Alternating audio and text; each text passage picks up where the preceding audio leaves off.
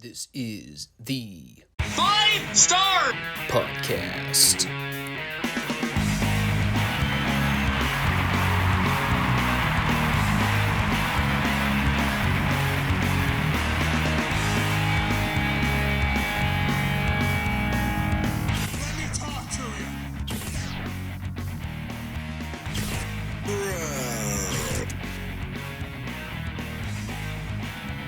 Such good shit.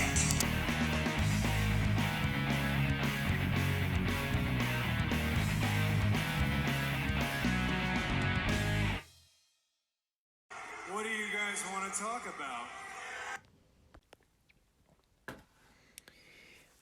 Well, I was expecting to come on here and put over AEW for a second week in a row, following the great way they closed out last week. Gave them the whole pomp and circumstance at the opening of last Friday's podcast. Thanking Tony Khan for managing to work out a deal to get Mark Briscoe on Dynamite to wrestle. The whole Jay tribute to close things out. It was an extremely well done tribute, and I don't know, I mean, part of me was expecting them to maybe touch on that a little this week, or perhaps even try to get Mark on the show again. Maybe to do some kind of promo or pre-taped interview.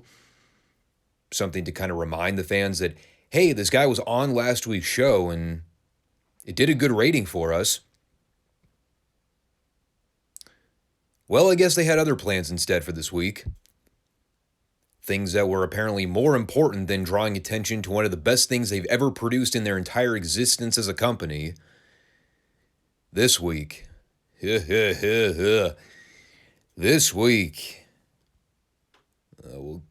get into it.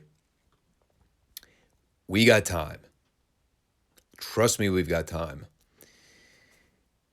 We'll actually have a little bit leftover time because there was no world-class episode to review for this week. I am going to be touching on some world-class content at the end of the show, but it'll leave us some time to rant about Dynamite's piss-poor product. Big ol' stinker of a show this was. And while I'm just champing at the bit to get into it, let me take a minute here to do some channel plugs. I've been a little inconsistent with that lately because of all the hot button topics over the last couple weeks. It's been a pretty newsworthy several weeks to kick off the new year. But for any of these stragglers that just so happen to be stumbling upon this channel, if you are checking out the FSWR podcast for the first time, make sure to subscribe, comment, like the show, the whole gamut. You can find us on Rumble if you so choose. We do shows every Monday and Friday consistently, so make sure you have the notification bell turned on so you can stay updated for when our shows go up. We've had some pretty big stuff that's gone on recently on the podcast, including the Royal Rumble event from last weekend, which I still haven't recovered from. I still have nightmares every night. Not solely based on the Bray Wyatt debacle, but, as a heavy contributor. I will say, nothing I saw on Dynamite this week was that stupid, but it was a different kind of stupid. Like, modern wrestling psychology stupid, if you will. So why don't we go ahead and start ripping into it, because I've got plenty to say about this one. So 1 week removed from that early match of the year candidate with Mark Briscoe and Jay Lethal, I wrote down here in my notes, it's right back to BAU. Business as usual. Jumping from the penthouse to the outhouse as we kickstart things with the completely unadvertised, unannounced rubber match between Jon Moxley and Hangman Adam Page. And when I say unadvertised, I mean the fact that I don't remember them ever announcing this on last week's show or throwing up a graphic at any point to plug it. So again, because I actually have a life and multiple jobs, and I'm not constantly perusing the internet to figure out what matches are going to be happening on Dynamite every week, I had no idea this was happening until Excalibur mentioned it in the middle of Jon Moxley's entrance. And by the way, Mox was accompanied through the crowd not only by Flat Wheel Yuta, who I completely forgot existed on this show, but also his father, Dan Moxley. And you're probably thinking to yourself right now, why was Jon Moxley's dad walking him down the aisleway through the crowd for this completely unadvertised opening match on Dynamite? The answer is, I have no clue. But this is AEW, lest you forget. This is the kind of shit they do all the time.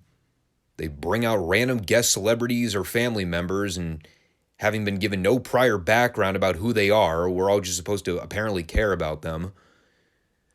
So when I saw Dan Moxley coming through the crowd with his son, the only thing I kept asking was, who left the front door to the retirement center open? Now, the last time these two had a match on TV, if you'll recall, you'll remember that I went out of my way to put over both guys and talk about how I thought it was one of the better matches I've seen either of them have in a long time. For Mox, it was easily the most convincing thing I've seen him involved with in terms of believable-looking fights. I mean, most of his shit looks indie and fake to begin with. And while it was not a perfect match from start to finish, I predominantly remember praising both guys for keeping most of the fight in the ring. So guess what they did this time?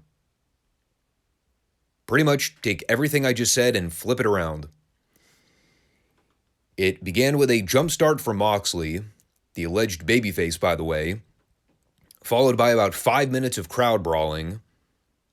I don't even need to mention the ridiculous nature of the modern crowd brawling in wrestling, because none of the fans actually ever perceive that their safety is in jeopardy at any point, because it's really not. And the whole thing makes it look that much phonier. Meanwhile, they did multiple spots with a folding chair on the floor, while the referee Paul Turner is getting buried by all of it. At the point I began contemplating whether or not this was supposed to be a no DQ match, I just said, nah, fuck it, I already gave up caring. Of course, Mox bladed before they even rang the bell to the start of the match, because why not? I mean, this guy gets off more by cutting himself open than he does probably getting laid by his wife. And, well, from that point on, I basically tapped out trying to even pay attention to this thing. Honestly, I was kind of hoping the second match they had would have been the end of this thing. What was that thing that all the so-called journalists were talking about with AEW? How they don't do rematches in quick succession because they like to let things play out over time? All you mindless sheep out there that take Dave Alzheimer's word as the gospel truth. So what do you call them doing 3 back-to-back-to-back Moxley Page matches within the course of about a month and a half? To this day, I still have no idea who I was supposed to cheer or boo in any of these matches.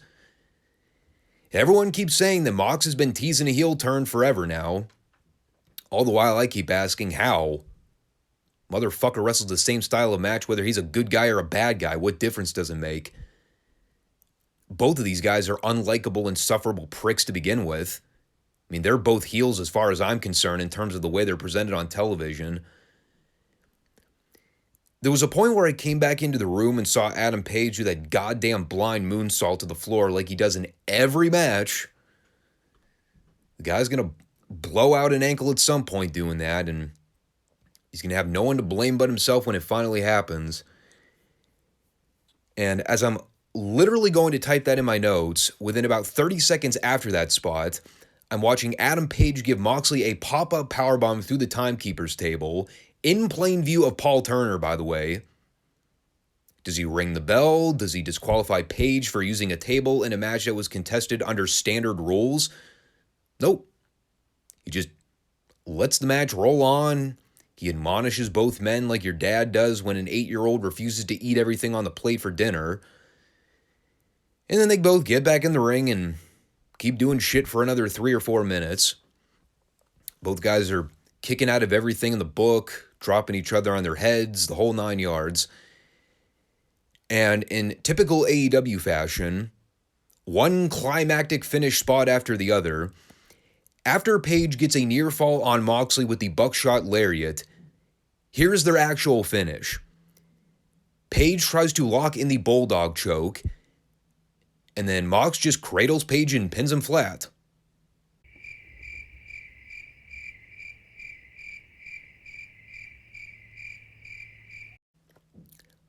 Like I noted, business as usual.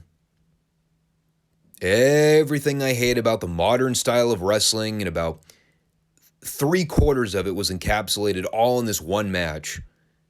Jumpstart, floor brawling, crowd brawling, blood in the opening match for no reason. Both guys kicking out of everything. No selling shit back and forth forever. No one to cheer, no one to boo. Match goes on for way too goddamn long. And the icing on the shitstorm cake, a popcorn finish after every big move in the book. Because again, as I've been bitching about for Christ knows how long with this company, and no one has yet taken the time to address it, these wrestlers need agents. They need experienced workers to help them lay out their matches and talk about the important key aspects of what makes wrestling matches go. The drama, milking big moments, building to an actual climax at the end, and ending when the fans are the hottest and most invested. Not hitting each other with a bunch of moves endlessly for almost a half hour and then ending it with a fucking flash roll-up. You dolts. You know, and I can sit here and blame Moxley and Page, but, I mean, honestly, they don't even know any fucking better. I blame Tony Khan for not ponying up the cash to hire agents and help lay out AEW's TV matches. Because this is not something that's deterred this product for a short period. This has been a problem since this company was founded. Going on 3 years of this shit. And while maybe Tony sees this as one less thing for him to have to worry about when he lets the boys go out there and lay out their own matches, newsflash, but about 95% of the time, especially with the roster filled with young, green, inexperienced wrestlers, most of these guys need agents. Most of them need somebody to offer suggestions or spots.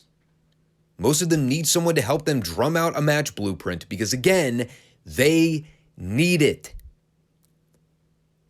And that goes for guys like Jon Moxley and Adam Page too. I don't care how long they've been in the business. They're not good enough to competently lay out quality professional wrestling matches. Maybe for Mox and his goofed up wired brain, he's good enough to lay out quality garbage hardcore matches because that's the only style he really knows how to work. But I'm talking grassroots, basic level pro wrestling. Neither of these guys know how to do it. And as long as Tony permits his wrestlers to come up with their own shit, have endless creative control to leave the ball in their court, come up with their own spots, not letting a veteran or two pop in to offer a hand or suggest something that might enhance the quality of the match. This is the kind of shit you can expect from week to week. This is modern wrestling to the boys today, unfortunately. And it sucks. It's just as bad as the Beta Bucks doing all their trampoline, backflip, tumbling routine tomfoolery. That all sucks too, but it's a different kind of suck. This match with Mox and Page was just bad indie level wrestling. So following that, there was a random pre-tape in the back with Jamie Hayter, Butch, Blade, and Alley that I skipped over. No idea what happened here. I was still left trying to figure out how Butch, Blade, and Alley still have jobs at this point. I mean, you want to talk about acts in AEW that have long since overstayed their welcome. I can't even remember the last thing these three were involved with on television. Going back to the ring, though, on this stacked card AEW is producing for the week, the Acclaim squash two Beverly Brothers cosplayers who are just embarrassingly hideous and should never sniff the butt crack of a nationwide TV show ever again, much less Dynamite. They were dressed like the Ass Boys for laughs, And I can assure you that at no point in this fiasco did I laugh one time. And after the Acclaimed won, the Real Ass Boys came down to reinstate their challenge for the tag belts. And after getting confirmation from the fans, they all booed the idea of the Guns versus the Acclaimed for the titles. So, well, I guess we were intended to believe that that was the end of the conversation right there. They just weren't going to have the match. Yeah, the babyface champions denying the heel challengers a fair title match. It's always a good sign. Makes your babyface champions look very amiable. There was one thing I laughed at here, and that was the production team once again missing the censor function when Billy Gunn got in both teams' faces and told them to go ahead and beat the shit out of each other. Not only were they late on the cue to censor out the word shit this time, they missed by about 10 seconds. That's how badly it was mistimed. Because again, the show is operated by monkeys. Billionaire funds it. But boy howdy, the people he hires behind the scenes are just fucking rotten at their jobs. And to make matters even better, because this is WCW 2.0 we're talking about here, not only did they royally fuck up the censor timing, but when Billy Gunn came back into the ring to get in Austin and Colton's face after they took shots at him drowning his sorrows in pill bottles, Billy's trying to cut the promo to set up the title match, and his fucking mic drops out. Audio totally dies on the overhead speakers, and he had to stop mid-promo so that he could grab Max Caster's mic and finish the job.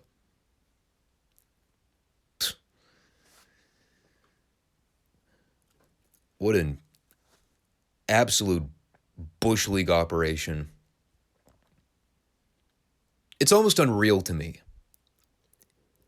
They got all the money in the world to spend on pyro and lighting and presentation, but their logistics team is ass.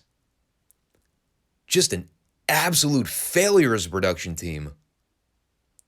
No one's ever cued in on anything. Nobody knows what's going on.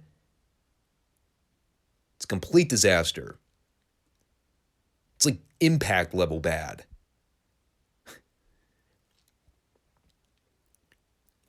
So I guess that title match is happening for free on TV next week. Great. Surely it'll be better than this cataclysm of a TV match. Oh my God. Actually, you know what this was? Speaking of our WCW references from earlier, this was something straight out of the late 90s on Nitro, where they basically had a crammed roster with like 800 different people working for them at one point. So in order to fill time on the show, they put together the most random jumbled pairing of guys to wrestle each other, even if it made absolutely no sense or did not complement either guy's ring style in any way. Somehow on the show, probably Tony Khan because he's the booker, but someone decided, you know what would be a great idea for a match? Konosuke Takeshita versus Brian Cage. I mean, after all, it's not like either guy is greener than goose shit, and the one guy that looks like a Greek god wrestles like he's underwater half the time. What could possibly go wrong in this environment? Literally, the first spot. Simultaneous running boots, which both guys basically no-sold so they could set up a bunch of choreographed sequences afterwards, all of which looked over-rehearsed and fake. Like WWE level phony. Wherein about a minute after that, both guys were already on the floor just doing spots, including Cage giving Takeshita a horrible-looking powerbomb throw into the ring post, where it barely looked like Takeshita even grazed the damn thing. You know, I've already kind of said my piece on the whole Brian Cage thing, so I won't bore you to death with the details again. Aside from the fact that everything the guy does looks like I'm watching in half speed, How is it that nobody has smartened this guy up to the fact that just because you can do lucha spots as a big guy doesn't mean you should build your entire moveset around it? The guy's a freak in nature when it comes to strength. Like that spot he does where he suplexes guys from the ring apron over the middle rope, it always looks effortless on his part. In a previous era, that would have been a fucking finish. Instead for Cage, it's a transition move. Because he has no idea what he's doing. And no one's going to tell him otherwise. I think it was during this particular match, actually, closing into the top of the hour, where the announcers finally even made mention of Marker J. Briscoe. Again, Mark just main evented last week's Dynamite in that early match of the year candidate with Jay Lethal. Took him almost a full hour into the show to even mention the fucker's name. Because we had more important things to attend to this week, apparently. Most notably, bad indie level matches. Apparently, they did a Claudio Castagnoli-Christopher Daniels match on one of the Ring of Honor tribute shows. To which I immediately asked, why the hell wouldn't you air that on Dynamite? Instead of watching Brian Cage and fucking take a shitta, why am I not watching two actual good workers do a tribute match for Jay on television? I don't care if they would have shaved off 15 minutes of programming to air a replay of that thing. I would have watched it in a heartbeat. I'd rather see that than two green eggers exchanging moves back and forth and boring the brakes off of me for damn near 15 minutes. And once again, brainbusters, Death Valley drivers, stalling suplexes, power bombs, pile drivers, every big move in the book you can possibly name. Both guys still kicking out of all the aforementioned moves. In the finish, after everything I just mentioned, Takeshita hits Cage with a running knee. Oh my God. Seriously? Seriously?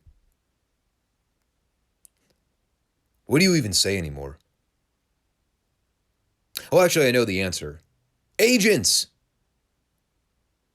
But I've already done the rant today, so we'll just move on with this dumpster fire. How about that? And to preserve my sanity so I could at least make it through the rest of Hour 2, I made sure to skip over the Jag-Off Asshole Society and the elite crap in the basketball court. Two back-to-back pre-tapes with the most insufferable cast of characters on this fucking show. At least they got him out of the way back-to-back. They already looked like tools visually on camera. I didn't need to hear any of them speak to know what I was getting in terms of material.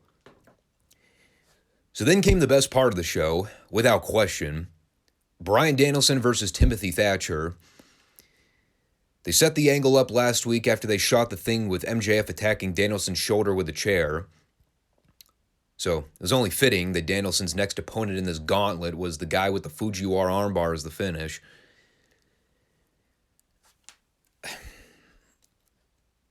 It's hard for me to find fault in anything they did here. This was excellent. As to be expected, considering the two workers involved. You know, we talk about one of the big things that hampers wrestling today being the lack of anything resembling drama or storytelling in matches. We've seen two of them on this show consisting of nothing but moves, one of which didn't even have a clear-cut face or heel. Meanwhile, I'm watching Thatcher and Danielson have the best match on the entire show, simply basing the entire motive off of everything pertaining to the shoulder injury. Danielson went in hurt.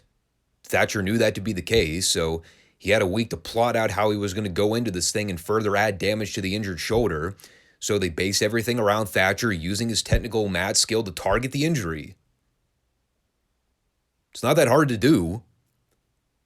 No one had to take backflips or pratfalls off ladders or stage diving through fucking flaming tables or doing dangerous dives out to the floor to get it over.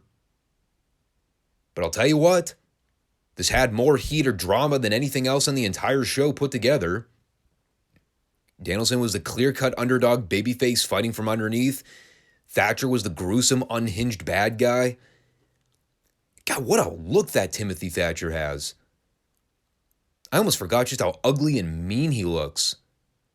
That's not a belittling comment toward Thatcher at all. I mean, that's a compliment in the world of wrestling when your heels actually look ugly and mean. He's got great facials, the missing teeth, the scraggly beard, the wild eyes. Helps with the overall package. I wish WWE would have got more utilization out of him.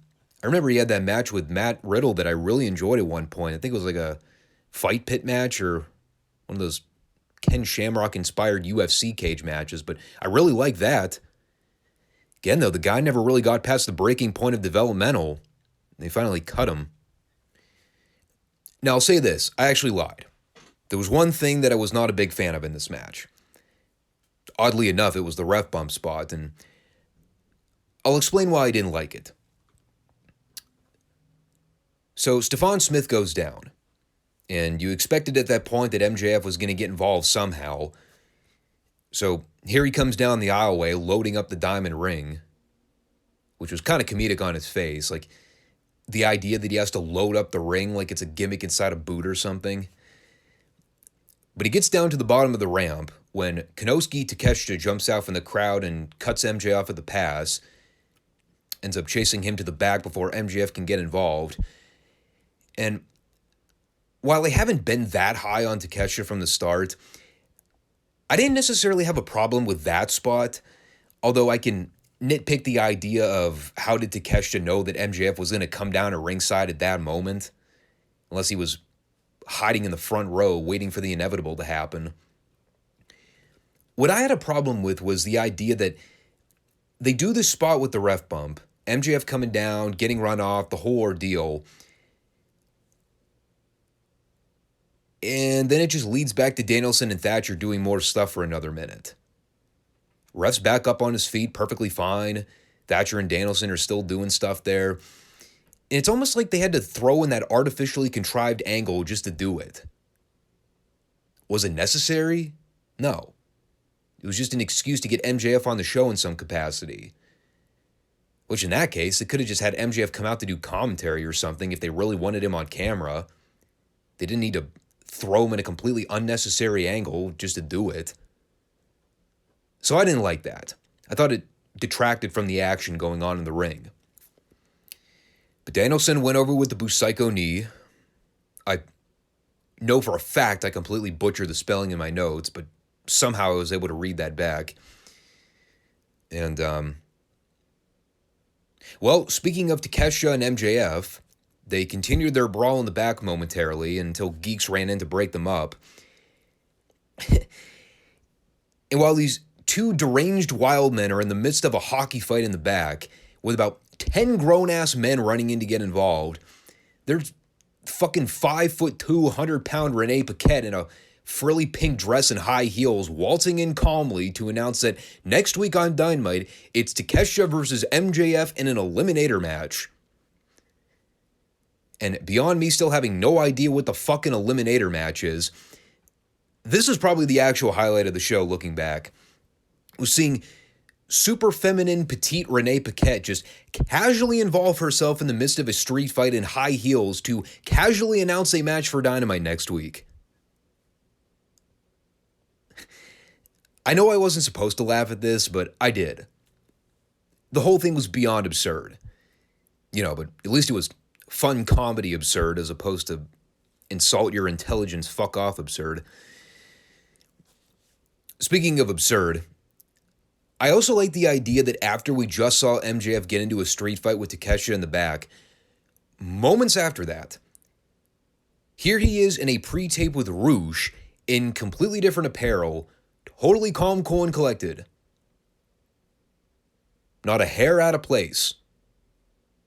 Tell him to rip Danielson's arm off next week and he would pay him a huge sum of money to do so. Something tells me this was pre-taped. Even though, again, we're supposed to believe that all of this is live as it happens. And by the way, I must say, going from Timothy Thatcher versus Bryan Danielson to Rouge versus Bryan Danielson, not what I would call an improvement. Also not an improvement. Jade Cargill versus Red Velvet for the TBS title. I can assure you of one thing. Going from Timothy Thatcher versus Bryan Danielson at the top of the hour in a pro wrestling match to a middle of the second hour piss break match with Jade Cargill and Red Velvet, that is what we would call de-escalation. Merely a downgrade. But that finally brought us full circle to the main event. After we've already seen instances of crowd brawling, plunder, bleeding, and everything but the kitchen sink being thrown out, now is the point in the show where they decide, let's have ourselves a good old-fashioned, no-holds-barred, anything-goes match. On this AEW wrestling show where they constantly talk about how they don't do rematches, unlike that no-good major organization up north, the TV main event for this week is Samoa Joe versus Darby Allin for the TNT title in a rematch, and it's no DQ. Because why not? And you know when Darby's coming out sporting the thumbtack jacket, you're going to be in for one rough ride before the bell even rings. Part of me actually wants to find out if they sell those jackets on AEW Shop. If they do, I hope to God they're real thumbtacks. What a rib that would be. Those merch sales will be through the roof if you're looking to get back at somebody that's caused grief in your life. Trouble with the neighbors? Buy a Darby Allin thumbtack jacket. Worry about your safety walking through an alleyway in the middle of the night? Get a Darby Allin specially custom-made thumbtack jacket. That'll do quite a bit of damage. Need to give your significant other a hug because you found out that she's going through some emotional trauma. That emotional trauma being that she cheated on you and you know it. Hug her with a custom-made Darby Allin thumbtack jacket. Anyway, do I want to talk about this match? No, I really don't. It was exactly what I anticipated it would be. It's clockwork, dude. Anytime I hear AEW in the words no holds barred, anything goes, street fight, no DQ, anything, I immediately assume car wreck garbage match. Because again, that's what modern wrestling is when it comes to stipulation matches. There's no reason to do them unless you're explicitly aiming to have a garbage hardcore match. I more so just get entertainment out of watching Darby do these stunt show matches because it's always a spectacle every time I see him. I always wonder, what stupid reckless bump or pratfall is this idiot going to take this time on free television for no reason? In this match alone, there were a couple bumps that left me to chuckle a little bit to myself. One of which was an Irish whip he took off of the steps where, I don't even know how the fuck he did this. He basically took a flip bump over the steps, landed on his tailbone, hitting the top of the ring barricade, landed perfectly on his feet on the other side, and then he casually just walks forward holding the small of his back.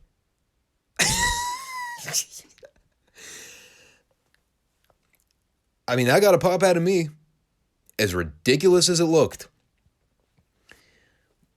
Also, at one point here, they both went up into the stands and started climbing up the staircase. I think this was where Joe dropped Darby on the top of his head over the railing and sent Darby onto the concrete. It's probably a joyous occasion for him. Meanwhile, I'm having PTSD flashbacks because anytime I see Joe in the crowd fighting, I start wondering if he's going to try and do that stupid balcony dive he did in TNA years ago where he basically fucked up his back for the remainder of his career. And if you don't know what I'm referring to, look it up on YouTube. It was the stupidest thing I've ever seen a wrestler do in a match. And I've seen a lot of stupid, reckless shit over the years. Most of it in this company in the last 3 years alone.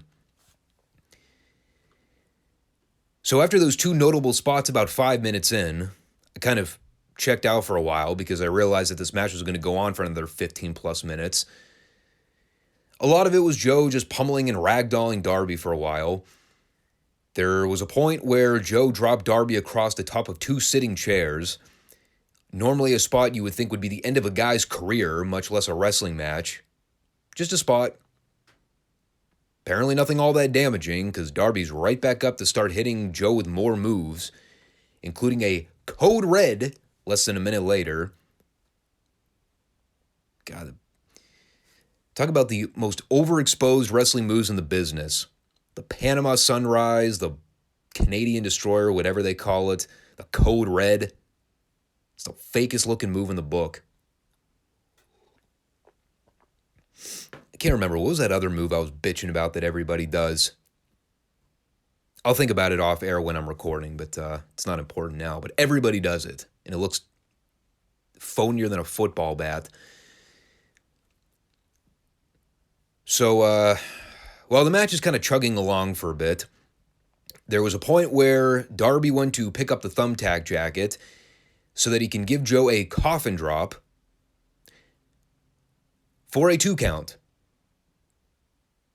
Because they had to do more shit, you see. We had to build to the real climactic finish of this match. That being Darby beating Joe via schoolboy. What really happened, though, was Darby spent about 8 years trying to cut up the ring mat so he could expose the wooden boards, after which I looked away for approximately 3 seconds to type that in my notes, and when I looked back at the screen, Darby was going airborne through a table on the floor after Joe sidestepped him. Where this table came from, I have no idea, but, Darby went crashing through it. I wrote down, why am I still watching at this point?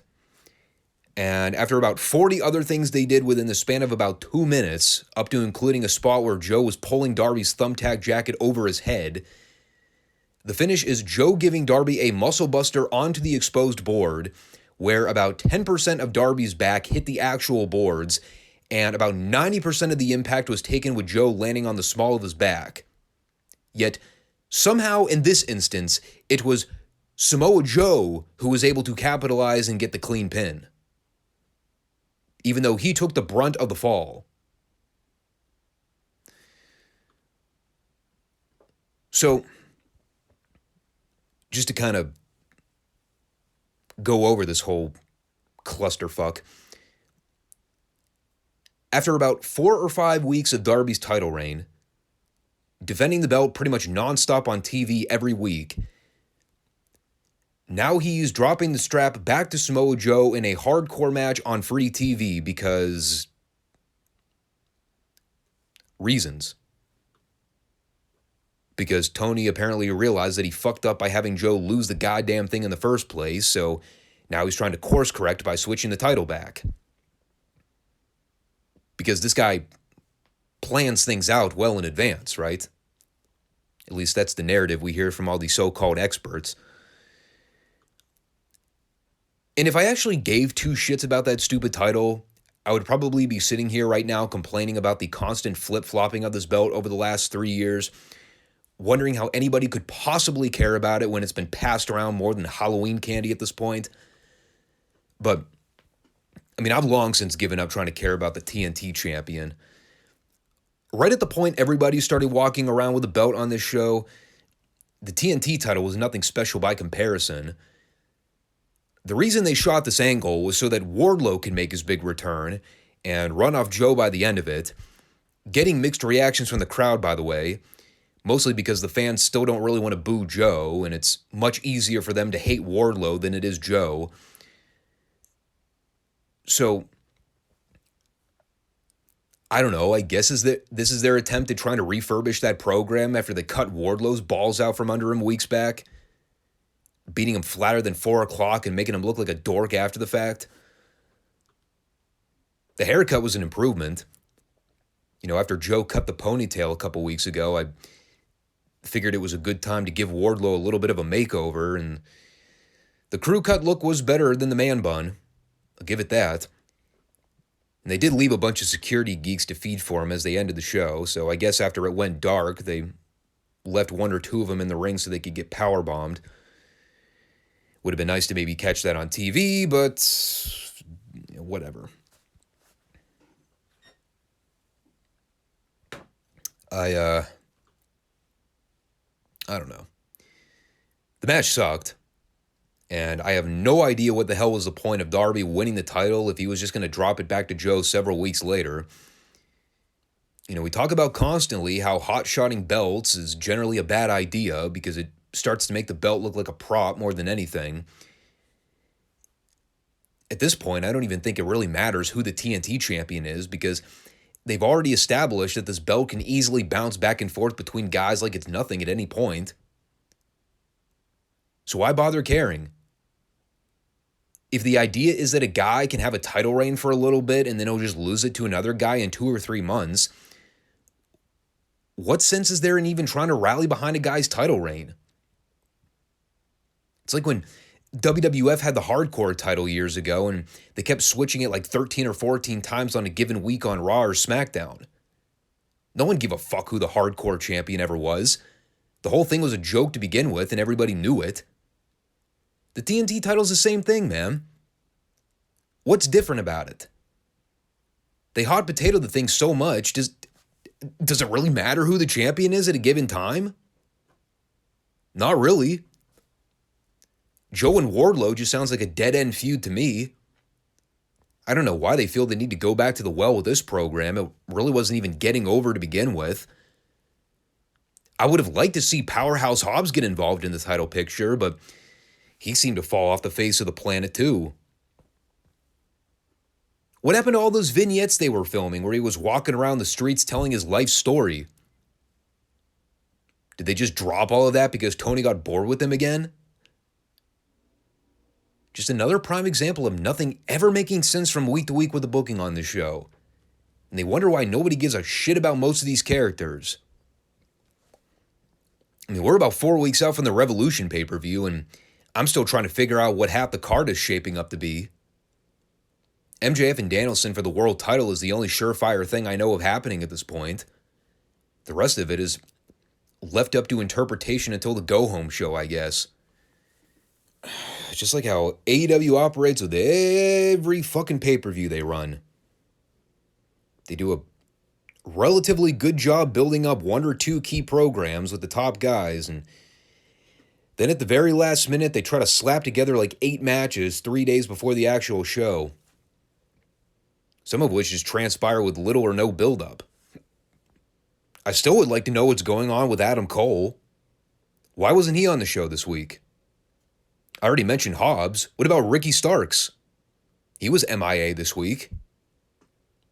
FTR's on the Federal Witness Protection List, apparently.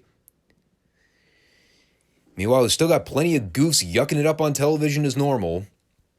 The Elite's back to doing their standard bad comedy that sucks donkey dick.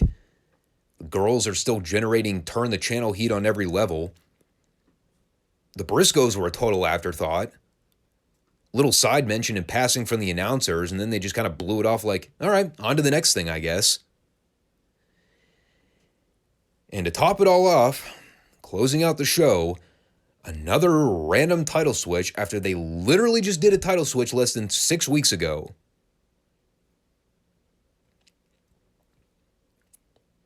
So more of the same, basically. Hotshot booking, random sporadic things happening for little to no reason. We're officially 1 month into the new year, and it's right back to business as usual for this company. The normal, standard, bad indie level programming that's been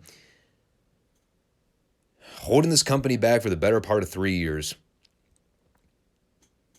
And people are still saying it's better without CM Punk in the picture. You know what I have to say to that? Blow me. All right, so I think we're good to move on with the next portion of the podcast. And as I noted at the top of the show, the retro portion of the Friday podcast today is going to be a little reduced. There was no World Class episode to talk about, so we're going to obviously talk about the NWA World Championship Wrestling show on the Superstation, and then I'll transition into the final topic at hand before we close out the podcast. So this would be the January 31st, 1987 episode. And this particular show had a little bit of an ongoing theme throughout. I guess you could title this the Horseman Takeover edition of World Championship Wrestling on the Saturday Superstation. Because in the cold open with Tony and David, they're running down the card for the program, acknowledging that all 4 members of the Horsemen are going to be in action today, up to and including world champion Ric Flair. It's been a while since we've seen the Nature Boy in action on live TV. So that was a nice little treat. Also on the show, thought this was funny, Jim Cornette's Midnight Express are going to be in action. And at the point Tony mentioned this, there was one single female in the crowd that screamed with excitement, which was then met with complete and utter silence afterwards. And I'm not entirely convinced that Tony and David weren't trying to hold back from laughing. Or perhaps maybe this young girl was screaming for gorgeous Jimmy Garvin, who was in the opening bout of the program this week. They were really firing on all cylinders with trying to put on some good quality matches for the program. He ended up having a fun, solid little match here with George South. Short, but the crowd was really trying to rally behind South here. They were all very lively for virtually everything on the show, too. Should probably mention that from the beginning. But Garvin worked over South for a few minutes, ended up spiking him with a really good brainbuster at the end. South went up like it was nothing. At which point they went to the booth with Garvin and Precious for a promo. First thing I noted, did Precious's hairspray gimmick always have glitter wrapped around it? Or is that a new thing? It looked cool. The other thing I noted was Garvin demanding that Tony's mother, Rebecca, quit calling him late at night to find out when Garvin is going to wrestle next. And of course, the obvious thing stemming from that, not to the question of why would Tony Schiavone's mother, of all people, be calling to figure out who the fuck Jimmy Garvin was going to be wrestling? That just sounds like plain old journalisming to me. I was more so caught off guard by finding out that Tony's mother's name was Rebecca. Can someone clarify whether or not that was actually true? It probably was.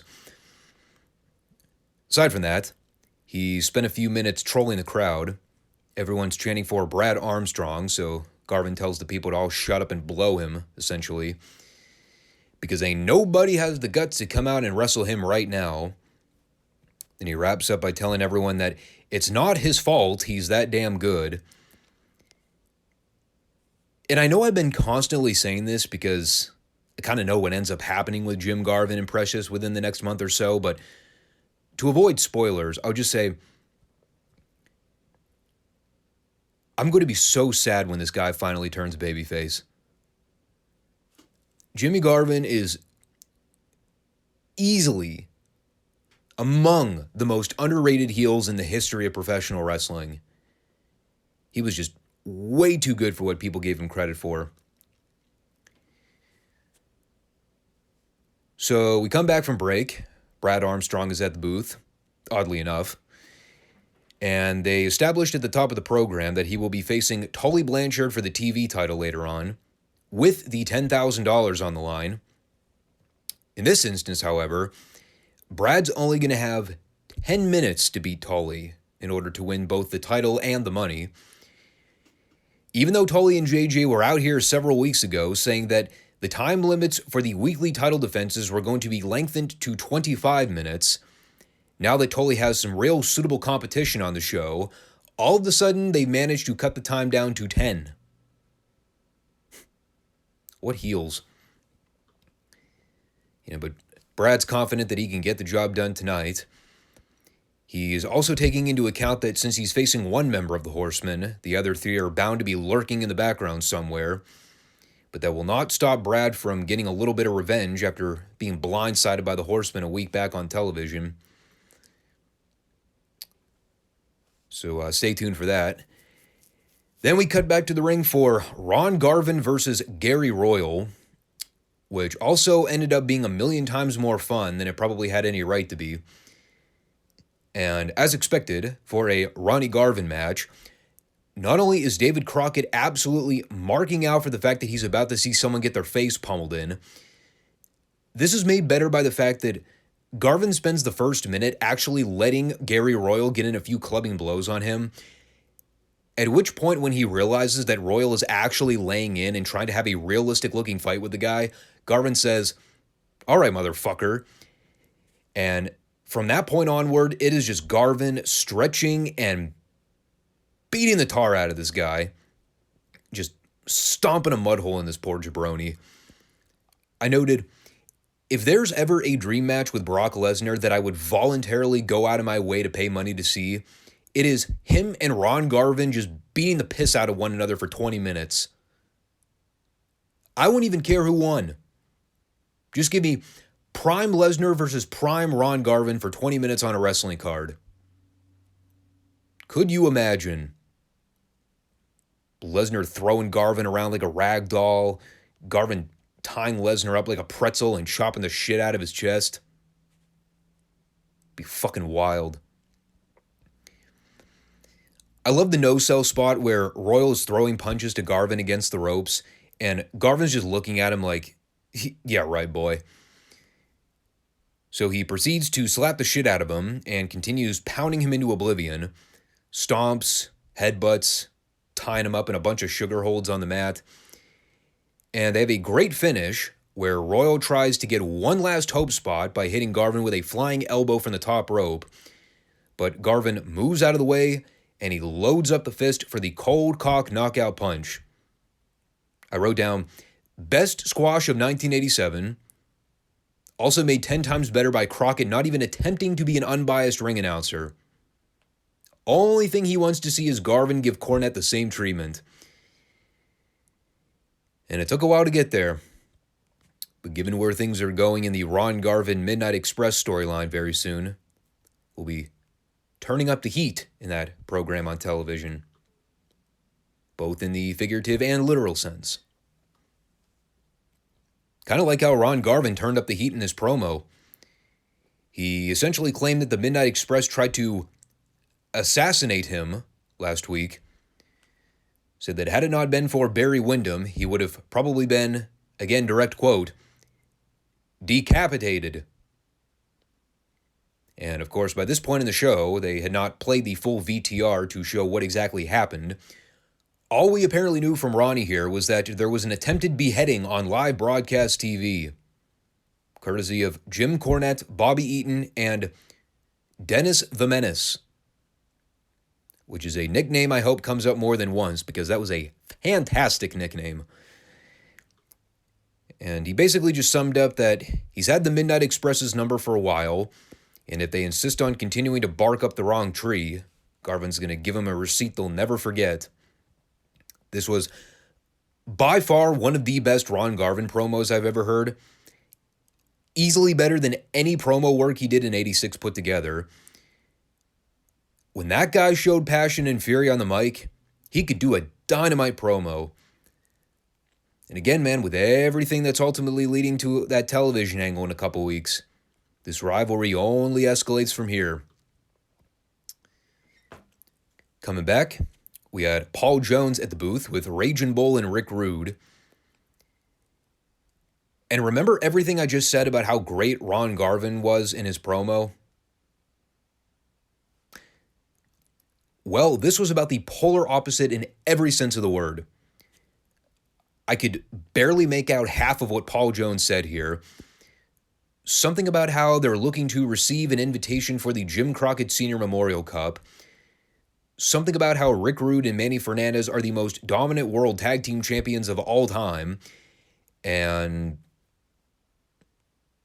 that was pretty much all I got out of it. There were a few instances where I'm not entirely sure Paul Jones was even speaking coherent sentences. Like, he'd be rambling on about something, and then he just petered out mid-thought. Did this like 3 times in the course of a minute. And Roland Bood, Jesus Christ. Rude and Bowl didn't have that much to add. Rude implied that after they win the Crockett Cup, they're going to use the $100,000 to take a long, extended paid vacation. And because I like joshing everybody, I wrote down, why do you need money for an extended paid vacation when you guys wound up taking the free vacation when you left the company with the belts in 2 months? Badumch. And Bo just promised that he and Rude would be world champions for a long time, specifically noting that they were going to rock anyone that gets in their way. Catchy line.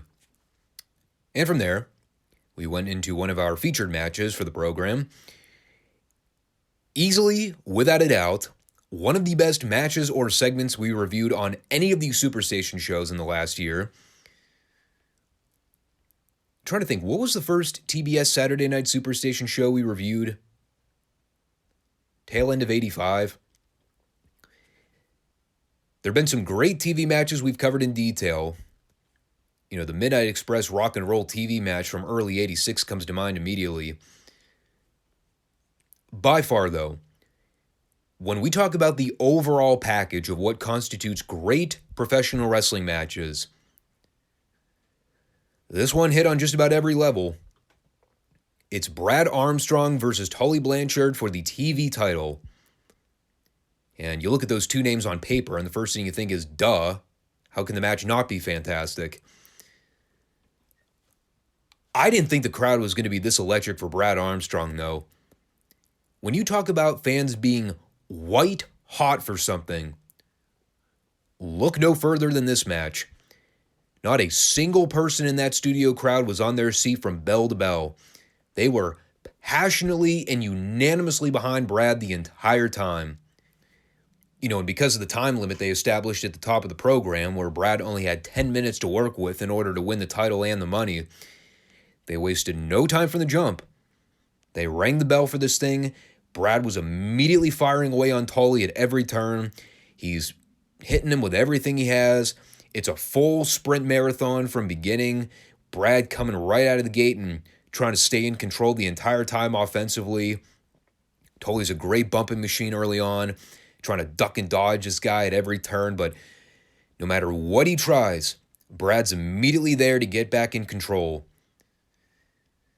Now, David Crockett obviously touched on this, but one of the best visuals here early on is them putting the camera on J.J. Dillon, who is looking on mesmerized by the whole thing. He's got his mouth covered over his hand like, oh, shit.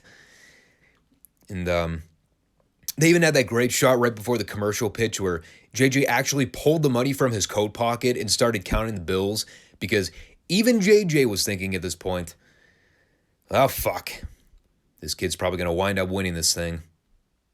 Maybe if I'm really shifty, I can pull out a few bills and maybe he won't notice. You know, obviously the fans are all chanting for Brad the entire time. We heard, let's go, Brad, and beat him up, Brad, beat him up. And here's the thing that makes this match so great. Honestly, you want to talk about comparing modern fast-paced, high-intensity matches with old-school fast-paced matches? This was something that would totally fly on today's wrestling programming because it would blend in with the norm of what you see in today's product. Now, granted, no one's doing corkscrew planchas or 630 inverted back assward splashes through flaming tables for no reason. But because of the inbuilt story where Brad needed to come out with guns blazing in order to win this title in that 10-minute window, that basically meant that there was no downtime in this match. It was going to keep moving. You know, and how often do we see that in today's product where matches kind of follow that same formula by and large? People always complaining that classic wrestling had way too many chin locks and all the matches were boring snooze fests. This match wasn't boring. Far from it. It was big move after big move after big move. Brad's hitting Tully with everything in the book. Tully's practically working defense the whole time. And finally, with like 2 minutes left in the thing, Tully says, "I've had enough." And he tries to hightail it to the locker room while the match is still in progress. Because at that point, he pretty much figured that the only way he was weaseling his way out of this thing with the belt is, I gotta go. I gotta run away as fast as I can. And of course, Brad goes after him from behind the curtain, comes back out a few seconds later carrying Tully over his shoulder to throw him back in the ring. And with like a minute left, he hits Tully with this big missile drop kick, gets a near fall with Tully sneaking his arm under the bottom rope. And right when Brad hits him with the Russian leg sweep, that's when the time limit expires. So yet again, Tully manages to keep the belt, retains via time limit draw. And after it was over, I wrote down, that was the best 10-minute Broadway marathon I've seen in a very long time. I even noted this is a snarky comment, figuring I would be able to piss more people off. If AEW did this exact same match on television, they would have had to go another 15 to 20 minutes with 6 more commercial breaks. Like I said, though, man, they packed a lot of action into that short time frame, but damn was it good. For all the people out there that talk about how boring these matches were back in the day, ain't nothing boring about this. These guys worked their asses off. Brad looked like $1 million. Tully was phenomenal here. JJ was great. Everyone was just outstanding. And nobody had to kill themselves to get it over. I'll say this because I was thinking about this in the car the other day while I was at work. I have no idea how this thought came up or what struck me to even talk about it, but you know how you're driving, you get lost in thought and random things come to mind at very unexpected times. But, people have often talked about how underutilized Brad Armstrong was throughout his career. We're kind of seeing him at the peak of his career right now. Obviously, when it came to the Armstrong family tree, Brad was always seen as the workhorse of the family. Not the best promo, not the most charismatic guy on TV, but when it came bell time, that guy could go. And this was just a clear-cut example of that. But the other thing, too, I thought about was, man, it just sucks to see how the landscape of the business has changed in the last 25 to 30 years. If Brad Armstrong were in his prime in today's business, that guy would easily be one of the top 5 workers or talents in the business. And you think sometimes when you look back at a lot of these guys' careers and you speculate on whether or not promoters should have advocated or pushed harder for them to be main eventers or world champions, could Brad Armstrong have pulled that off? Like I said, the guy wasn't the best promo, so he had that working against him. But he had a great look. He had so much fan support, especially here in 87. I mean, God, you think he was over here? Go back and watch some of the tapes of him in Mid-South in like 84 or 85.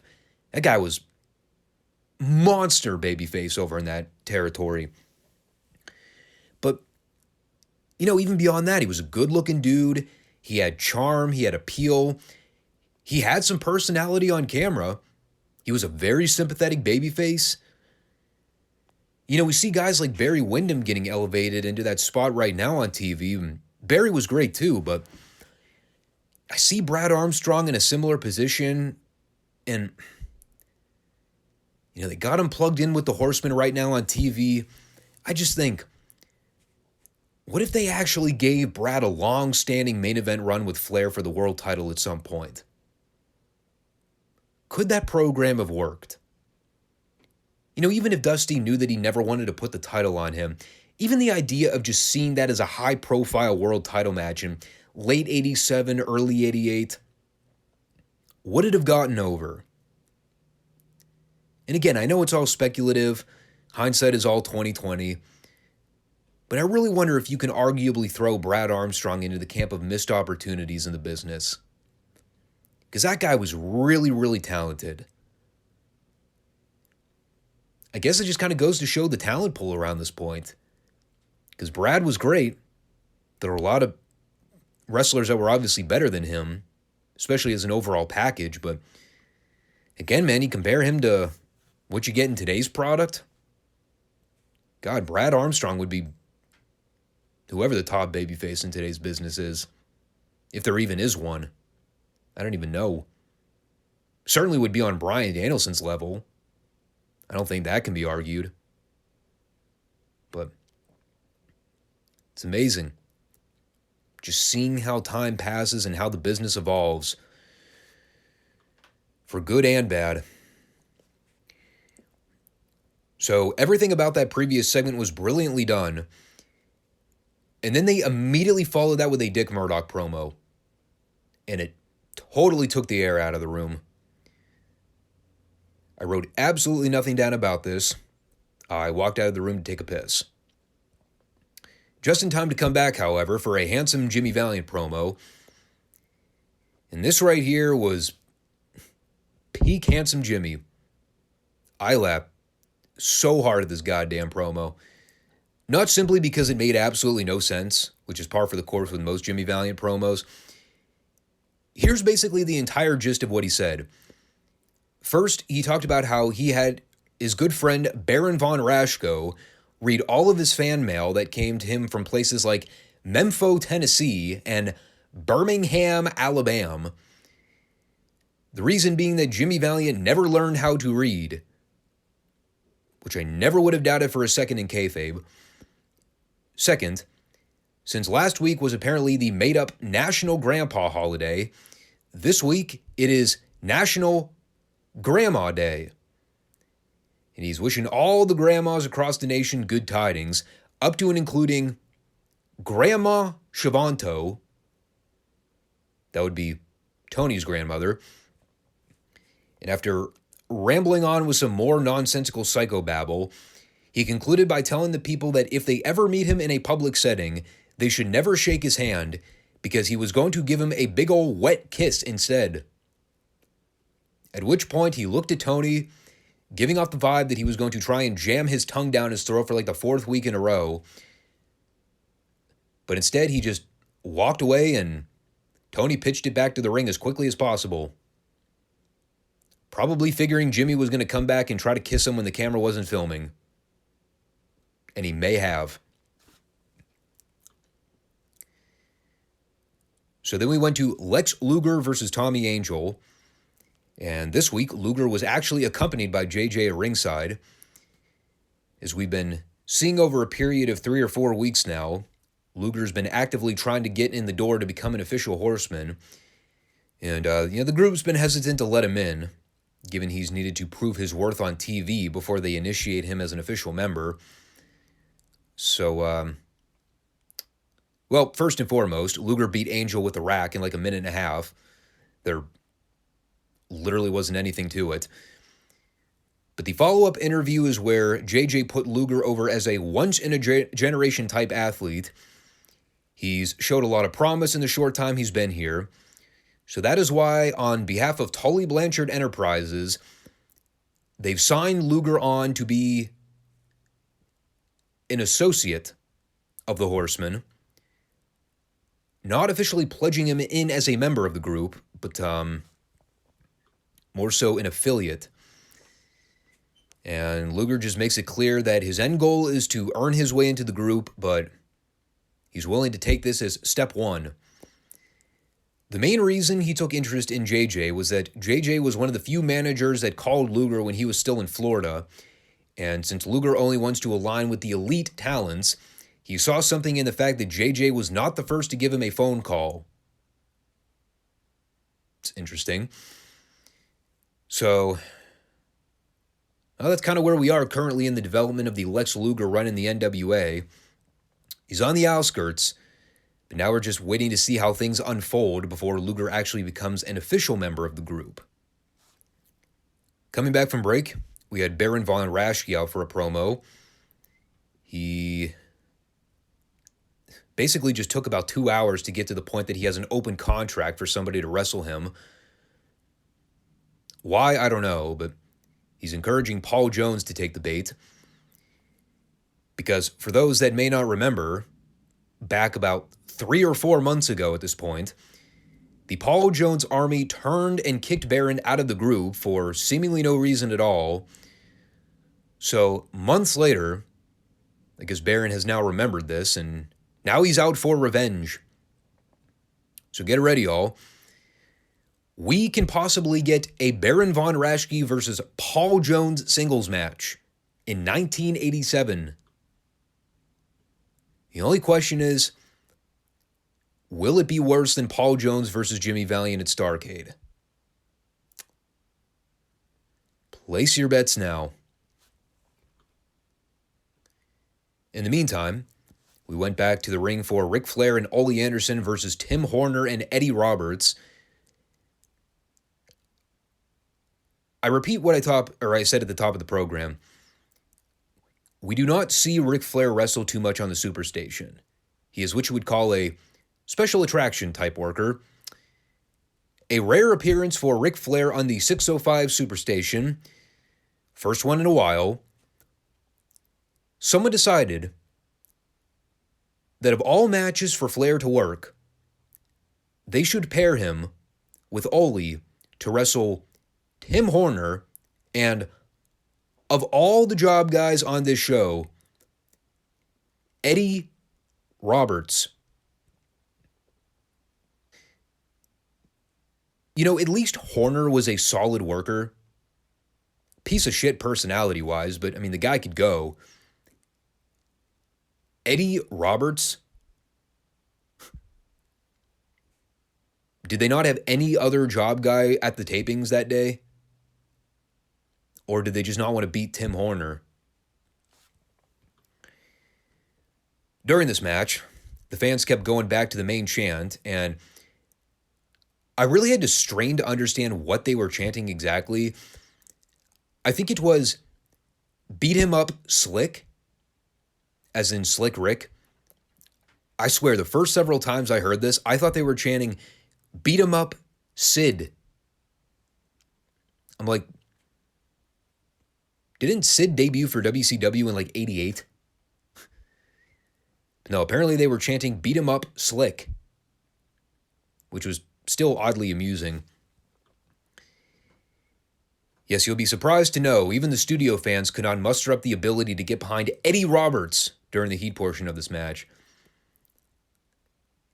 It was so great, too, because Roberts actually got a clean tag to Horner so he could try to make the comeback. Horner goes in there, hits like 2 or 3 big moves on Ole, and then he tags Roberts back in so that he can immediately get cut off and worked over again. And to make matters even funnier, they actually repeated this cycle not once, but twice. On 2 straight occasions, Roberts tagged in Horner so he could do all the work, and then as soon as he tagged back out, the heels immediately started beating on Roberts' ass again. At some point, you probably would have thought, wouldn't Horner have just said, fuck it, Eddie, stand on the apron and just watch. Let me handle this. But no. Instead, Horner tagged Roberts back in again so the heels could beat him up and take over. And they finally put him away with Ole giving him a flying knee drop onto the bad arm. So I bet Horner felt like a fucking dolt by the end of this thing. So after that, we had JJ and Luger back out for a quick promo. And we'll get to the meat of the material in a sec. I just wanted to point out JJ's comedic statement at the beginning here, where he tried to insinuate that the Horsemen were looking great in their matches today on TV.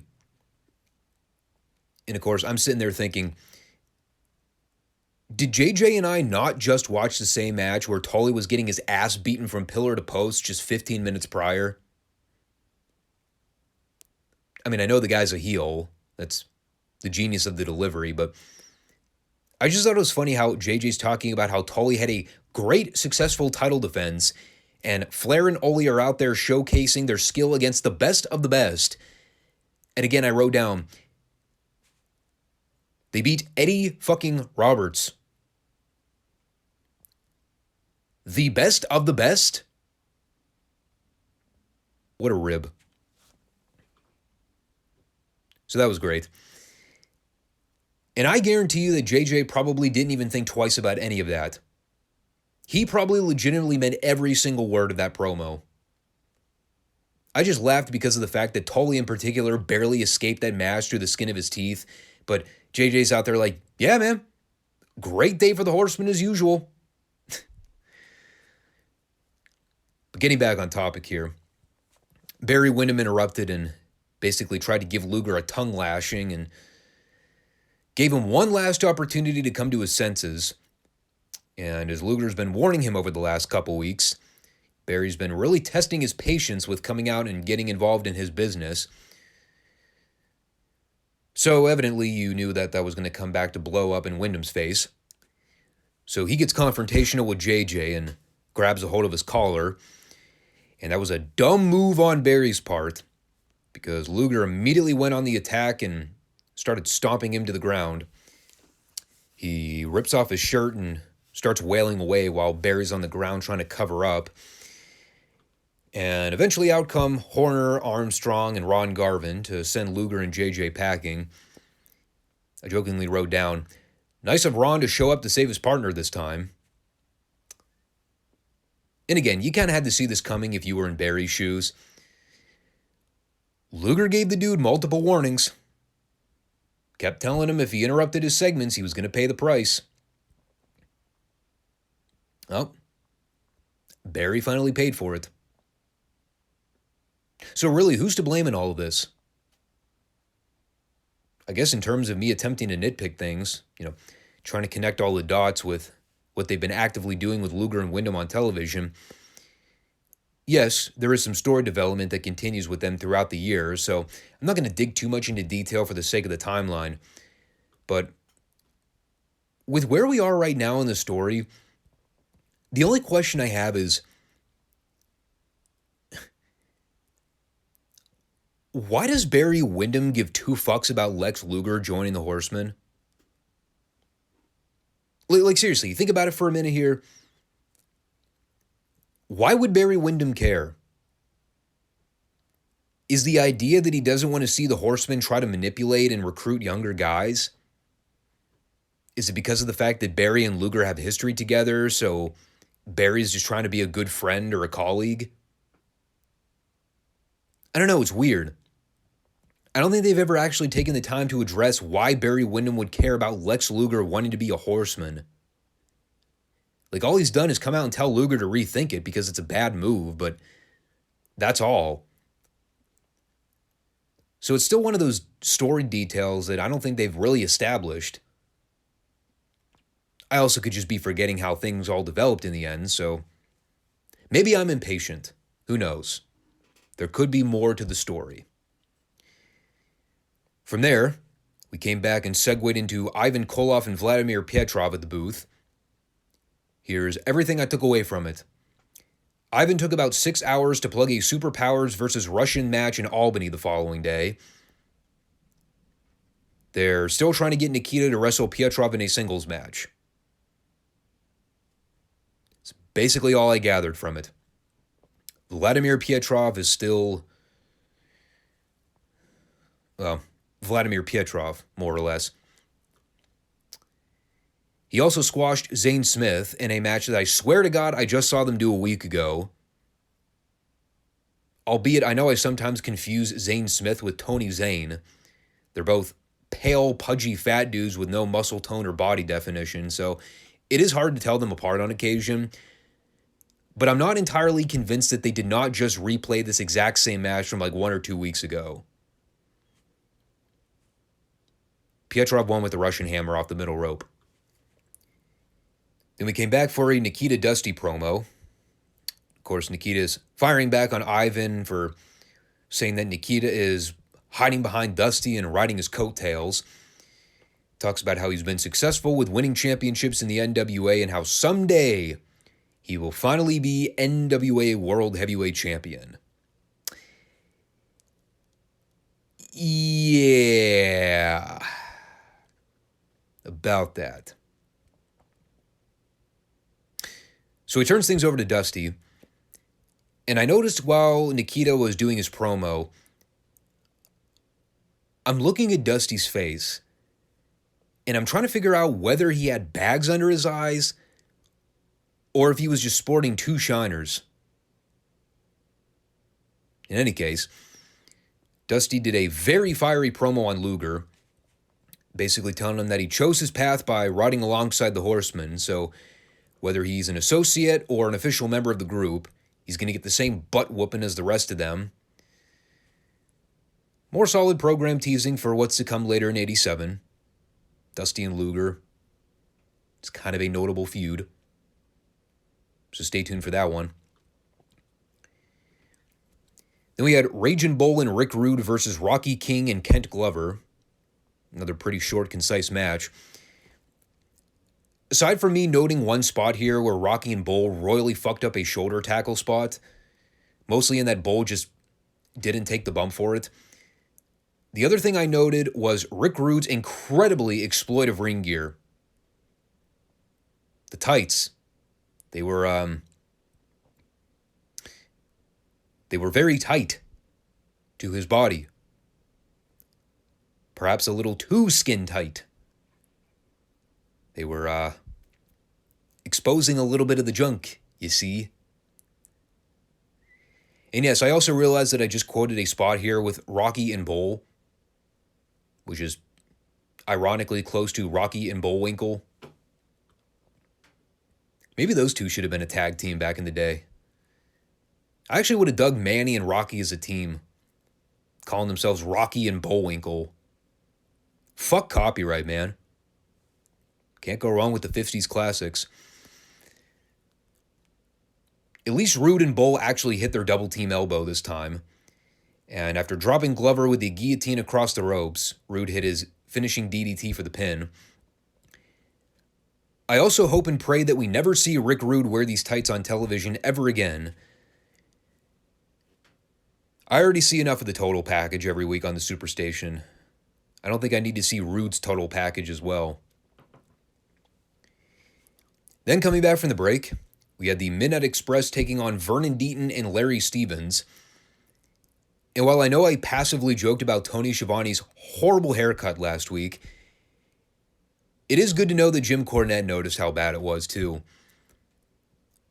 And speaking of throwing shade at guys for horrible ring gear, I love how one of the central stories in this match was Corny calling out Stevens for wearing ring trunks with heart patterns on the ass.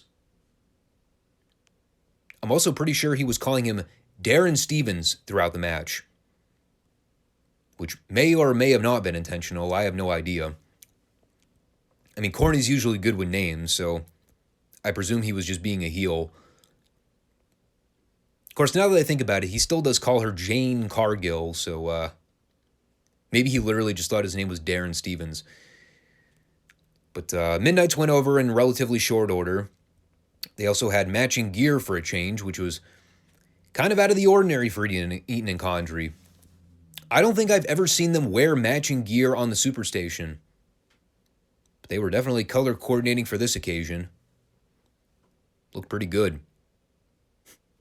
Too bad the initial tag team's going to be breaking up very soon. Following that, we cut to Ric Flair at the booth. He spent a minute or so putting over Luger as a suitable commodity to the Horsemen. Talked about some potential combinations of matches that would work great, up to and including him and Tully in the Crockett Cup as a team. But after putting over the idea that Luger would mold perfectly with the Horsemen, given his in-ring ability and skill, arguable, the fans began heckling him with Barry chants. So Flair cuts into him a little bit and continues to remove more articles of clothing while doing so, which was getting a little uncomfortable for a minute there. He buried Dusty for wearing a Celtics jacket earlier, compared Nikita to all the girls that Flair usually fucks in the hotel rooms, saying that he's got all the goods physically, but nothing happening upstairs.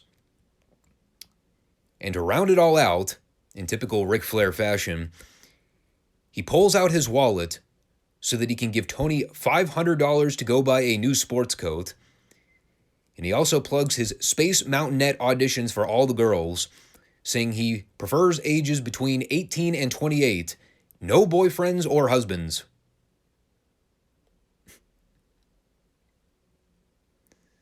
What a fucking alpha. Ric Flair's game was on point. It's not even funny. With that said, don't ever take marital or relationship advice from the Nature Boy. Bad times all around. But if you're looking for a quick pump and dump session to get the ladies in bed, Ric Flair's got the answer. Be rich, be famous, be good looking, be a good wrestler, and be a dick. It's kind of the key.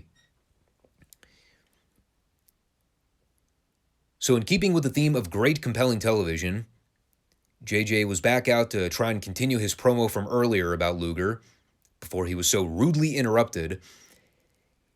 And while he was going on for a minute trying to put over Luger as honorary horseman, now it's White Lightning Tim Horner coming out to intervene. Basically said that he was out there making the save for Barry when he got jumped, and since he's now not able to compete given his current medical situation, that means that Arn Anderson needs an opponent to wrestle right now. So Horner storms into the ring and immediately takes the fight to Arn. I jokingly wrote down in my notes, I guess this was Horner trying to redeem himself from being made to look like a jackass during the Eddie Roberts match earlier. And, well, the jury's still out on it. But he had a quick fight with Arn for a couple minutes before Barry ran back out to send Arn running for the hills. After which, Horner completely vanished from sight and was never seen or spoken of for the entire program. No idea where he went. But David went down to ringside to catch up with Barry, and he basically said that the Horsemen all made their bed, and now they have to lie in it. What they've all failed to realize is that Barry has friends that will back him up, so anytime and any place the Horsemen want to try and sneak attack or get the jump on Barry, he's going to make sure that he has his backup. And at this point I wrote down, well, there's your false advertisement takeaway for the week. They said we were going to get all the Horsemen in action on TV. Well, I guess to an extent we did. We didn't necessarily get 4 Horsemen matches, but we got a great 10-minute Tully Blanchard match, a moderately passable Ole and Flair squash, and a 30-second Arn Anderson angle with Tim Horner.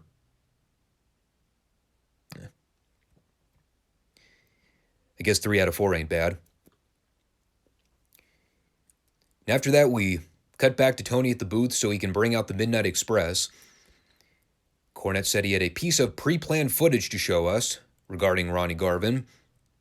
At the time he announced this earlier, I was wondering if it was going to be the big angle that became very famous in the Cornette-Ron Garvin feud in '87, but we're still a little early to the party there. This was just stirring the pot a little more with continuing to establish the Midnight's mission statement of ridding Garvin from professional wrestling. On the most recent NWA Pro taping, the Midnight Express jumped Garvin and Wyndham after a tag match. They wound up throwing powder in Barry's face to blind him momentarily, after which they tried to set up Ronnie on the apron in prone position so Dennis could jump off the top rope and drive a folding chair across his neck. However, Barry was able to step in and make the save at the last second, and they showed a still shot of Dennis jumping off with the chair and coming precariously close to actually hitting Bobby in the back with it. I don't believe he did, but got a little dicey there for a second. But he promised at the end that things were going to get hot very soon for Ronnie. So hot, in fact, that Ronnie and Barry will have no choice but to defend the U.S. tag titles against Bobby and Dennis. So hot that you'd be able to smell the rotting flesh a mile down the street. So hot. No, you get the idea. I'm already giving away too much. But again, they're doing a great job milking this angle for all it's worth. They're merely progressing the intensity level of the story. Here, It was a simple decapitation effort. Next time, it'll be worse. And you're probably thinking, what could be worse than decapitation? The answer? Arson. Then coming back, for about the 75th time on the show alone, JJ was back out of the booth. This time with Tully. Not that I'm complaining about seeing JJ 70 times in a given episode. It's never a bad thing. It was just very noticeable. And Tully's obviously making snide remarks that Brad put up a hell of a fight earlier on, but just like everybody else has tried to get the job done against Tully for the TV title, so close, yet so far. And the record shows that Tully's the winner, Armstrong's the loser, and that's that. And while Tully's burying all the middle-class, low-wage earning people out there, saying no one has that kind of expendable income to where they can put up $10,000 of their own volition, Tully has that capability because, well, he's a horseman. And from that point, they replayed the angle we saw with Luger jumping Barry, which bled over nicely into them bringing out the rest of the horsemen, minus Ole. And they're all there to put over Luger one last time and establish that they're all the best thing going today. And when they threw up the graphic, it actually read, the Four Horsemen. And when you factor in that Ole was missing from the equation here, get those warning bells flashing in the back of your head. Something's up. And, Arn passively mentioned Ole here, but he didn't draw a whole lot of attention to it. We had Tully, Flair, Arn, and Luger, and JJ sort of setting the stage with the new development of the Horsemen. And Ole's still kind of lingering in the periphery somewhere, but it's going to be very interesting to see how all this pans out on television. Surely it's more interesting than most of the crap going on with modern wrestling today. You know, it's funny, and I'll say this before we dovetail into the world-class discussion. The one thing you always hear me say is that, the one thing you always hear me talk about is that nothing ever makes sense from week to week with AEW or WWE. With the occasional exceptions. Yes, there's MJF. Yes, there's the Bloodline. But you take out those asterisks, take out those anomalies. The week-by-week booking is some of the most nonsensical shit you'll ever come across as a wrestling fan. Things are never followed up on. Random crap spontaneously happens for little to no reason. Nothing is ever explained. You're just never given a reason to invest or care about anything from week to week. These NWA Superstation shows, and the Dallas reviews for that matter, I never have to sit here and ask why they never bother following up on stories. I never go into these shows having little or no idea what the fuck is going on or what transpired in the previous episode. And believe me, I pay just as much attention to these shows as I do the modern shows. I take way more notes on AEW and WWE than I do these classic shows. Believe me. I know I spend a little more time talking about the classic shows, but you should see my Word document outline for a lot of those Dynamite shows. I don't even talk about half the stuff I write down. I gloss over a lot of bullet points. But we talk about the best way to make your wrestling show watchable from week to week. You gotta make it easy to watch. And these classic shows, they're the easiest shows to watch in the world because the viewing experience is so simple. I know what's going on with Luger and the Horsemen. I know what's going on with Ronnie and the Midnights. I know what's going on with Flair and Wyndham. I know what's going on with the Rock and Roll Express and the Paul Jones Army. And it just makes me wish I could say the same for today's product. Again, with the notable immunities. All right. I had to go out of my way to turn a light on. It's getting kind of dark in the the studio room here. So, I've been actively trying to figure out how exactly I wanted to break down this topic because it's been something that we've been hinting at for the last several world-class reviews.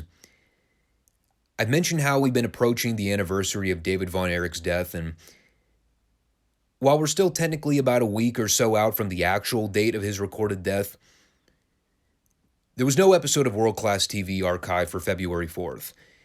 And since it looks like the one taped for February 11th is on the network, that's obviously going to be aired on delay one day after David was announced dead on the 10th of February. So, well, first off, I should say, I have never actually seen that episode in full. I assume they're going to be drawing attention to that.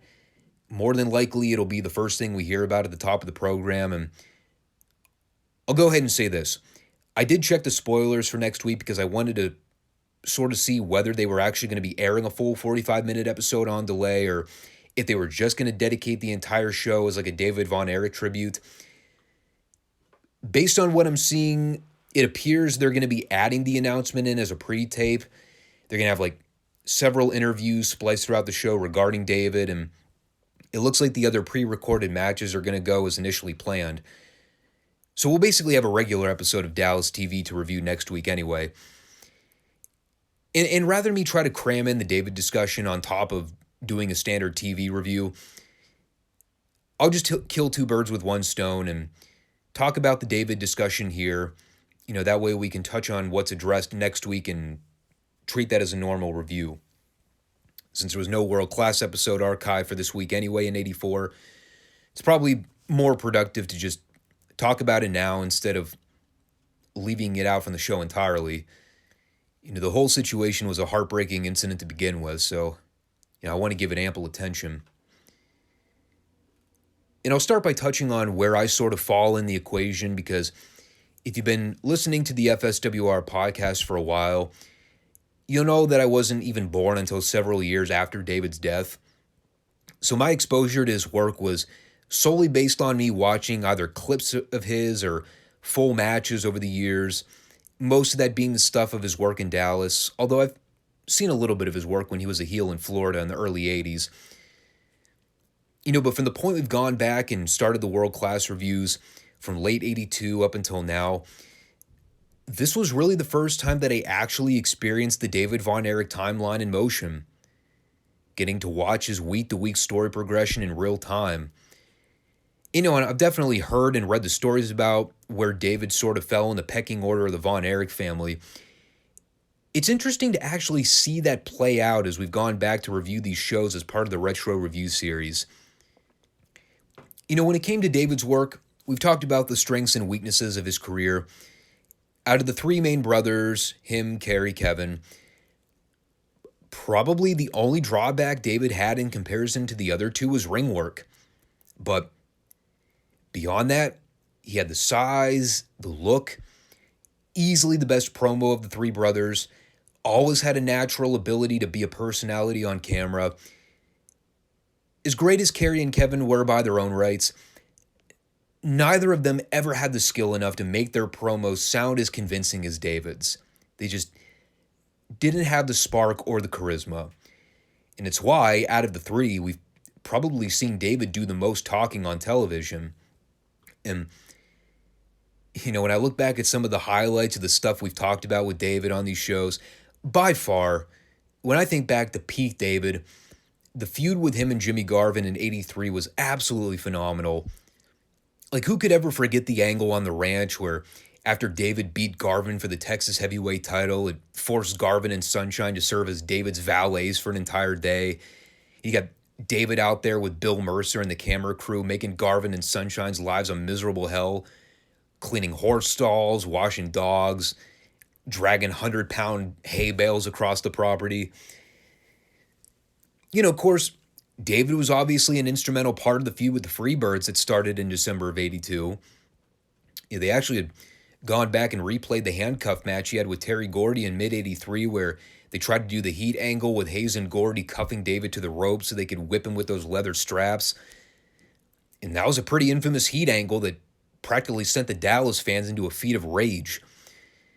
And with that timeline continuing here toward the tail end of 83, headed into 84, we've obviously touched on this story several times now. It was clear that they were setting David up for a run with the NWA World Heavyweight title. They had shot the angle with him and Harley Race back in mid-83 after the Kevin Von Erich title match where David held up the world title and promised that he was going to be champion. And they've been factoring him into the picture with Ric Flair for a little bit. They did the DQ finish at the Star Wars 83 show where even though Flair walked out with the title, they were sure to establish that David was owed a rematch out of it. So it really looked like the writing was on the wall that this was going to happen. Sometime in 84, David was absolutely being factored into having a run with the belt. For how long, that's another question entirely. And we constantly talk in wrestling how timing is everything. But sometimes there are things that are beyond anyone's control that go beyond bad booking or missing the boat with somebody. Unfortunately, up to tragic and unexpected fatalities. And while I could certainly sit here and go into a whole lengthy discussion on David's cause of death and bore you to tears with the details, again, I presume most of you have fingers, so you can easily just go Google search David von Erich's death, and you'll get plenty of articles and books and reports detailing the autopsy and the wrestlers speculating over the years as to what actually caused the death. I mean, that's a whole messy situation to begin with. To this day, I don't really think there's been a clear-cut consensus on what exactly caused David's death. Again, it was so unexpected and nobody saw it coming. There were contributing factors, obviously, so everybody's got a different perspective on it, and it's interesting. But again, I don't really want to sit here and talk about that for 15 minutes because there's more important things that we can cover. I more so just wanted to take the opportunity to talk about and elaborate more on the discussion of what may have happened in the aftermath of David winning the NWA World Heavyweight Championship. Again, provided that was bound to happen sometime in 84, which I truly believe it was. Again, for sake of avoiding spoilers for what we're going to be reviewing as we continue in the retro review series, I'm not going to delve into what actually ended up occurring as a result of David's untimely death. Just keep following along in the world-class reports to stay posted with that because there's some big stuff coming up this year. But when it comes to the idea of what would have happened, considering everything went according to plan, I think first and foremost, the apparent question comes to mind: would the title reign have lasted all that long? And I think it's a valid question to ask. Considering where Flair was at this point in his career, the nature of his appeal beyond the window of one territory or one region of the country, obviously Flair was a much bigger draw and household name than David ever was, and that really can't be argued. He also had a more natural ability to stay on top for a longer period of time than I think David would have lasted.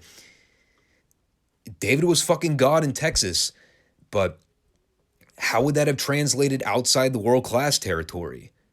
Especially as a babyface, which it probably would have ended up being. It's hard to say whether or not that would have converted to places like Greensboro or Atlanta or St. Louis even. It's hard to say. Perhaps David would have been over as a babyface, but what happens when they would have done rematches with him and Flair on his turf? Now you're essentially splitting the crowd, and even the fans back in the mid-'80s were smart enough to see through that. I mean, even by late 85 in Crockett, Ric Flair was the top heel in the business, leading a main event heel group, and he was still getting massive babyface pops in the studio settings. You put Flair in a world title match in a Greensboro or Charlotte, good fucking luck getting those people to back David von Erich. Not in a million light years. So if I had to throw my 2 cents in, I probably would have chalked David's title reign up to be very short-lived. Probably would have lasted a few months before he ended up losing it back to Flair by midsummer of 84. again, it's speculation, but I don't think it would have been a long title reign. Now, it is important to remember how strong the Dallas market was with syndicated television. They were producing some of the best visuals across the country at the time, and that includes what Crockett Promotions had going on. The only thing that ever held World Class back in terms of creating an overall package of marketability on a bigger stage was the booking. You know, we've talked plenty when covering these shows. Generally, the booking from show to show at its core, it's very basic.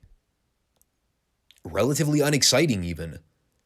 You know, and occasionally you'll have one or two big angles in a given show that create some memorable highlights or things to carry over for the following week, but was it something that was ever going to combatively compete with Crockett? Dare you even mention the WWF, especially by 84? Not a chance, dude. You know, not only did they not have the star power, but they just didn't have the drawing ability to pull in viewers from outside the Dallas market. Now, it is possible that David would have considered leaving Dallas long-term and going over to Crockett, solely working under that banner for a period of time as the champion. Anything's possible. But it's hard to imagine David wanting to abandon his home turf for that long.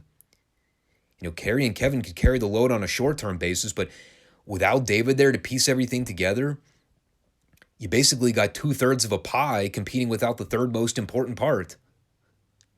David was just a big contributing factor to the Dallas region as Kerry and Kevin were.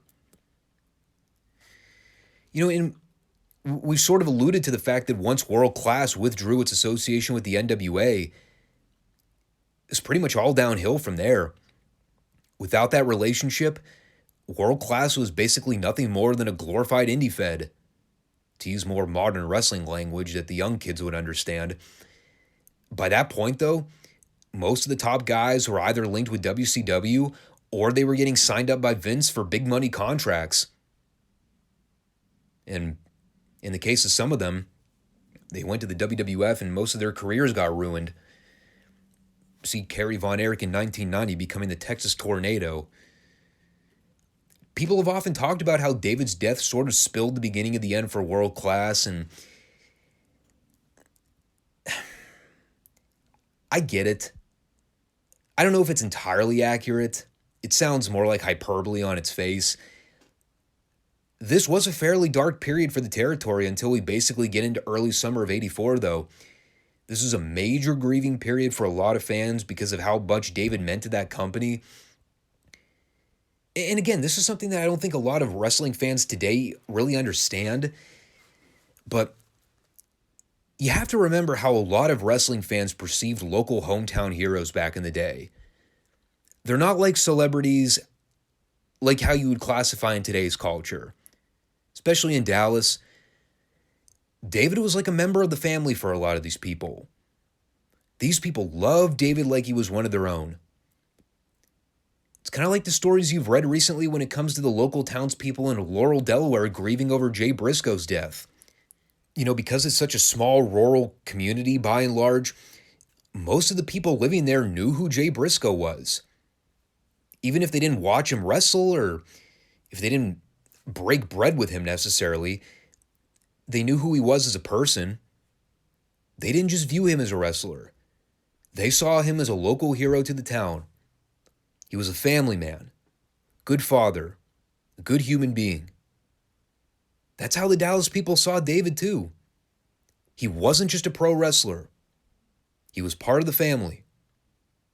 Just like how Kerry was part of the family. Just like how just how Kevin was part of the family. It's hard to really digest what it's like if you didn't live through it at the time, but you know, as we go through the next few months of TV shows, take note of the mood. Take note of the tonal changes in how the show's presented. You know, not to try and intentionally spin this as a dour mood or anything, but the perspective might shift a little bit when we're factoring in how all of this affects the TV product. Again, it's going to be a rough few months. This took a long time for people to get over. And again, because nobody saw it coming. This was not an incident that people were anticipating happening. David was in the prime of his career. He was within fingertips of reaching the top of the mountain. And just like that, it all went away. Completely unexpectedly. And again, I wanted to take the time to expand on this as much as possible because there's plenty of discussion to be had about David's career before and after his death. All the what-if scenarios, the coulda, woulda, shoulda topics that people bring up. It's such a fascinating tale because of where he was being positioned on the card right before everything happened. Truly is the embodiment of tragic timing. And again, really makes you speculate on where things would have gone had David been alive to see that title reign through. For how long or short it would have lasted. Just to get that moment. Seeing David pin Flair's shoulders to the mat to win the NWA World Heavyweight title on his home ground. What if? How would it have changed the landscape of the business? It's hard to say. It's a very interesting conversation to have. So, I think I'm going to wrap everything up on that note. We're, sorry. Kind of just leaves you speechless when you really think about how all this transpired. But, again, history of professional wrestling comes with its ups and downs. So you take it and make the most out of it. But we'll be back on Monday for, hopefully not a 2-hour podcast. There ain't no Royal Rumble event this weekend. Thank Christ almighty. But we are going to be back for getting in the swing of the SmackDown reviews again, as well as the Retro Raw review. I hope to God there's nothing involving Uncle Howdy on that SmackDown show, but guess we'll see. I'm really looking forward to seeing how they follow up with the Bloodline stuff. Again, everybody's been talking about that angle they shot at the end of the Rumble event, and it was a very well done, very well crafted angle. So now we're just going to see how this builds to WrestleMania. How Sammy's going to be factored into the equation, how Roman's going to be factored in. It's going to be a interesting couple of months. So at least we have one thing to look forward to. God almighty. You guys hear all that snow falling on the roof? It's the wind blowing is what it is. All right then. Catch you guys on Monday. Thanks for tuning in, and as again, make sure to subscribe, comment, like the show, all that good stuff. Take care. Peace.